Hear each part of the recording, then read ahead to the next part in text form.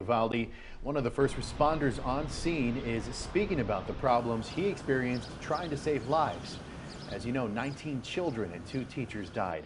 Body camera footage shows authorities waited more than an hour before bursting into a classroom, confronting and killing the shooter. And this former sergeant who responded to Uvalde's school massacre says that he got no direct commands on scene and acted on instinct. The Texas Department of Public Safety issued termination papers to Juan Maldonado about 4 months later. Instead, he retired after 23 years as a trooper in Uvalde. Tonight, he sits down with KXAN's Brianna Hollis.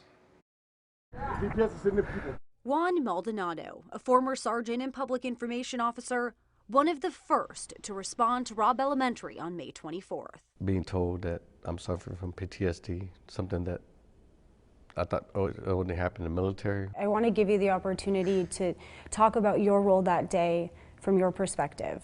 So take us there, walk us through it. I was in my office that morning, told one of my friends come into my office, and I wanted to show him something, and that's when the call went out that there was shots fired at Robb Elementary. That friend, a Uvalde school district officer. The call came over his radio, not Maldonado's. And at the time that you got there, were there officers already inside? When I got to the west end, that I recall, yes, there was officers in the hallway. Why didn't you go inside? I did open the door going, but like I said, my primary focus now is there was officers already in the hallway. I needed to start setting up a perimeter. Now, if I knew the shooter was still active right there where I could see him or the officers were going to go in, I would have joined him and gone in. However, that wasn't the circumstances. So you weren't aware at that point that the shooter was in there with the children? Well, I didn't even know those children at that time. I just know that there was a shooter somewhere in that hallway until they said it was in the classroom. So I was thinking I need to start setting a perimeter on the outside. You know, I'm not going to be any good just standing inside. The officers had gotten shot at, you know, now that I can recall. And so to me, the situation was a barricaded subject.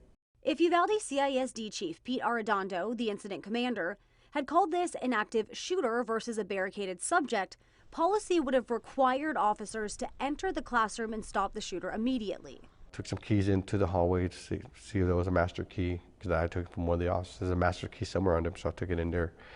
I noticed on the south end, some of the officers were breaking windows, taking kids out. So you know what? I started breaking the window on the north end. The look on those faces of those kids jumping out was something I'll never forget. Maldonado is seen in this body camera video worn by a Uvalde police officer. We got to get in there. DPS is in the people. We got to get in there. He just keeps shooting.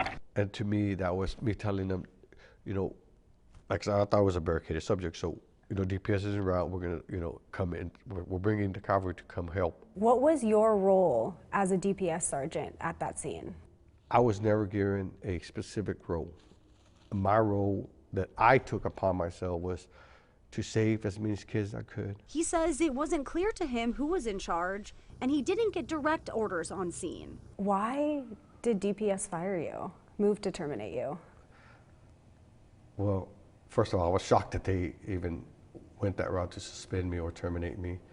I thought I did a lot that day. Maldonado's DPS termination papers say his performance didn't meet the department's expectations for competency and conduct on the scene given his level of experience, but it did not cite specific examples of how he fell short. How do you feel about DPS's decision regarding your employment?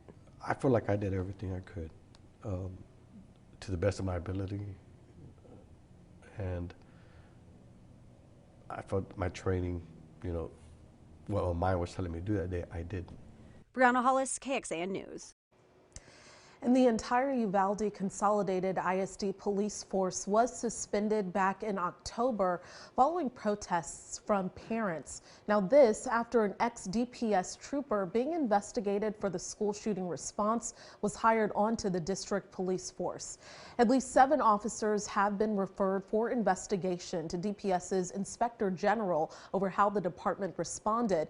This includes Texas Ranger Christopher Ryan Kendall, who just a week ago KXAN reported was recommended for termination.